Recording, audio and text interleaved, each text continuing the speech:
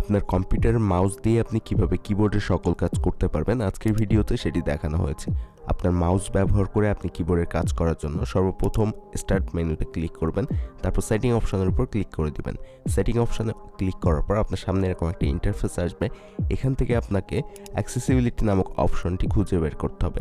তার জন্য আপনি একটু স্ক্রল করে নিচের দিকে যাবেন এবং বাম দিকের যে পোর্শনটা দেখতে পাচ্ছেন এখানে, এই বাম দিকের পোর্শনের মধ্যে আপনি কিন্তু অ্যাক্সেসিবিলিটি অপশনটি পেয়ে যাবেন। এখানে আমাদের কম্পিউটারের অ্যাক্সেসিবিলিটি অপশনটি শো করছে এবং এটার উপর আমরা ক্লিক করে দিব।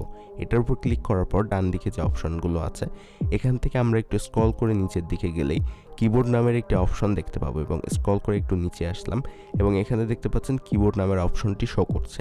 এখন আমরা কিবোর্ড নামের অপশনটির উপর ক্লিক করে দিব এবং এখানে আসার পর আবারও আমাদের একটু স্ক্রল করে নিচের দিকে নামতে হবে। তো স্ক্রল করে যখন নিচে যাব, কিছুটা নিচে নামার পরেই এখানে দেখতে পাবেন অন স্ক্রিন কিবোর্ড নামের একটি অপশন আছে। এটার ডান দিকে এখানে একটি অপশন আছে, এটার উপর ক্লিক করে এটাকে অন করে দিতে হবে এবং এটাকে অন করার সাথে সাথে কিন্তু আমাদের সামনে একটি কিবোর্ড চলে আসবে এরকম, এবং এই কিবোর্ড ব্যবহার করে আপনি কিবোর্ডের সকল কাজ আপনার মাউস দিয়েই করতে পারবেন। এই কিবোর্ডটি ব্যবহার করে আমরা এখন একটু টাইপ করে দেখব যে এটা দিয়ে কেমন টাইপ করা যায় এবং আপনাদেরও দেখাবো। তো এখানে দেখতে পাচ্ছেন আমরা কিন্তু এই কিবোর্ডটি ব্যবহার করে এখানে টাইপ করছি। এই কিবোর্ডটি কিন্তু আপনারা সম্পূর্ণ একটি সাধারণ কিবোর্ডের মতোই ব্যবহার করতে পারবেন আপনাদের মাউস দিয়েই।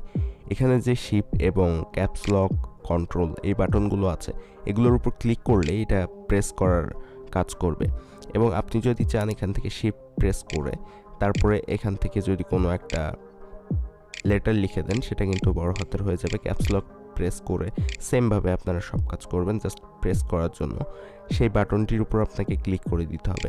যেমন আমরা শিফট প্রেস করে এখানে কোলনের উপর ক্লিক করে দিলাম এবং এখান থেকে কিন্তু কোলনটি হয়ে গেছে এবং কন্ট্রোল প্রেস করে আমরা এখান থেকে ডিলিট অপশনের উপর ক্লিক করলাম।